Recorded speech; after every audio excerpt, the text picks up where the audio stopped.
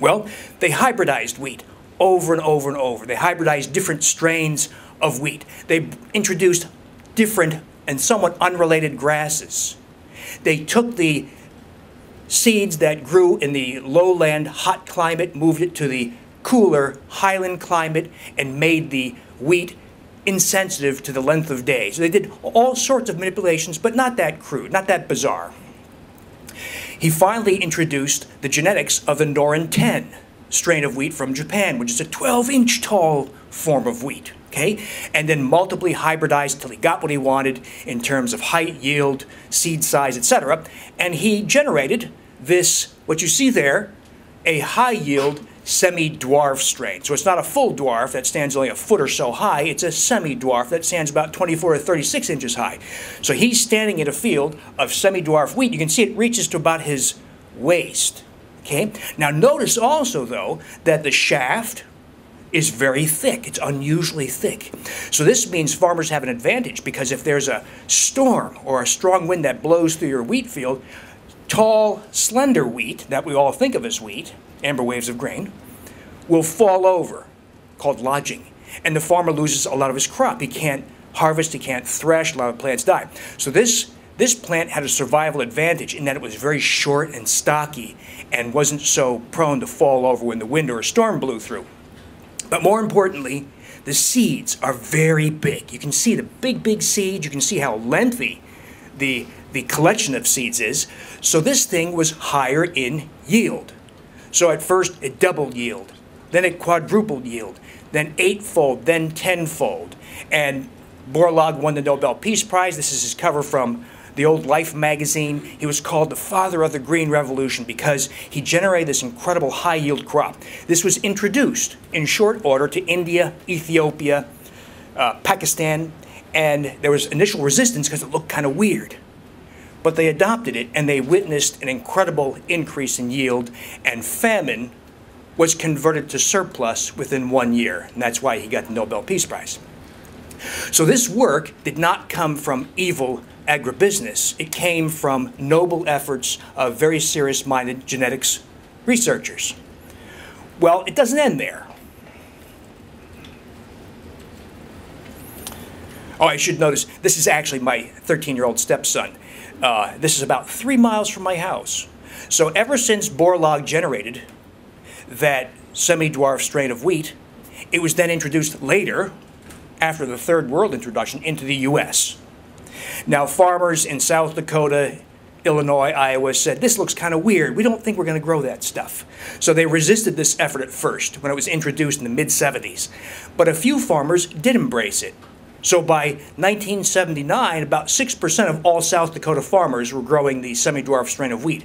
But once they saw how the yield increased so much, they rapidly embraced this strange-looking thing.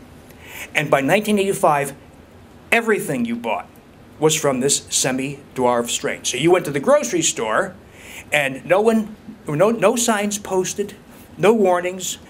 One day you're buying the result, the product of more traditional forms of wheat. The next day you're buying the product of a 2 foot, 2.5 foot, 3 foot tall semi-dwarf strain. Okay?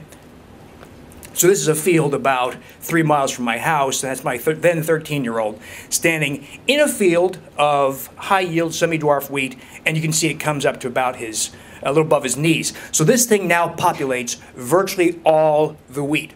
So if you're in the U.S., if you're in Saskatchewan, if you're in Europe, wherever, more than likely it is the semi-dwarf strain of wheat. There are little pockets where some of the more traditional forms of wheat, such as in southern France, parts of Italy, the Middle East. But for all practical purposes, when you go to the grocery store or you buy fast food, burgers, or whatever, it's going to come from the high-yield semi-dwarf strain.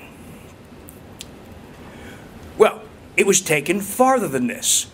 There's something called chemical mutagenesis. And this is the purposeful, you and I view mutations in animals and humans as an undesirable thing. Mutations are used, though, by the agricultural geneticists. So there's a process called chemical mutagenesis. And in this case, this is the Clearfield strain of wheat. Now, Clearfield is grown on about 1 million acres in the Pacific Northwest. and it is oddly resistant to the herbicide Beyond, or Imizamox. So it's kind of like, a little different techniques, kind of like the glyphosate-resistant corn, the Roundup Ready corn. You can spray your field, in this case of Clearfield wheat, with this herbicide Beyond. It kills all the weeds, but does not kill your wheat plant. Well, how did they get this wheat plant to be immune to the toxic effects of this very toxic herbicide Beyond? Did they use genetic modification? They did not. Let me just sidestep. Let me talk about that for a second. So we're talking about techniques that do not involve genetic modification. So the wheat lobby does not like me very much. And they say things like, he says wheat has been genetically modified. No, no, no, no. In the terminology of genetics, wheat has not been genetically modified, at least not the stuff you're buying. They are actively modifying it, but not the stuff you're buying now. In other words, the techniques of gene splicing to insert or delete a gene have not been used to modify the wheat you're currently buying or can buy. So these are techniques that were imprecise, crude, unpredictable, far worse than genetic modification. In other words, we're all in an uproar, right? We've got agribusiness going berserk, changing our food using genetic modification. But I'm no defender of genetic modification, don't get me wrong. But genetic modification is a significant improvement over what they were doing. The odd irony here is that the products of all these cruder techniques are already on your store shelves. And if you buy them, you've been eating them for decades. Anyway, back to Clearfield wheat. So Clearfield, this strain of semi-dwarf wheat that is herbicide resistant, grown on about 1 million acres, Pacific Northwest. How did they make it resistant to the herbicide Beyond? They exposed wheat seeds and embryos to a chemical called sodium azide, NaN3. Let me tell you about sodium azide. Sodium azide is used in industrial practices. It's highly toxic. There have been instances of accidental human ingestion. And if there is, the poison control people say, do not offer that person CPR.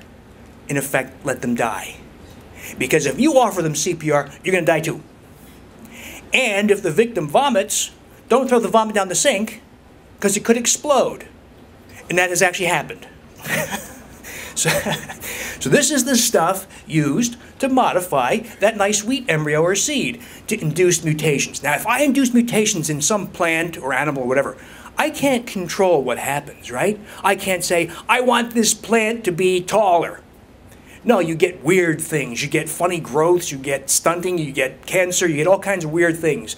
So you cannot control. So this is a very crude technique, but in this case it did generate resistance to an herbicide because of the presence of an enzyme. So there's the technique of chemical mutagenesis, the induction of purposeful mutations. There's the process of gamma irradiation, gamma mutagenesis. Pardon me. There's the process of high-dose X-ray mutagenesis. So chemical, gamma ray, X-ray mutagenesis, the induction of purposeful mutations. Now, notice what our nice friends at the BASF Corporation, the world's largest chemical manufacturer and the holder of the patents on the Clearfield strain of wheat and the Beyond herbicide, say, how did they make this? And it's in small print, so I'll read it. Clearfield wheat was developed using enhanced traditional plant breeding techniques. So, in other words, we just crossed a couple of plants and lo and behold, it's resistant to this herbicide. Do you see what's happening here? So what I'm really talking about here is we're talking about an issue. Wheat's a big issue. You know this. Well, I know this. But it's part of a much bigger issue, a much broader issue, and that is, how far do we allow agribusiness to change our food? Whether it's the techniques of genetic modification or the cruder techniques that predate genetic modification, how far should we allow them to change our food and not tell us? So the conversation involves glyphosate-resistant corn and soy, it involves genetically modified potatoes, it involves these changes introduced into wheat using chemical mutagenesis, etc. Now, there's a bill in front of Congress, of course, it's been there for a while, called the Truth in Labeling Act.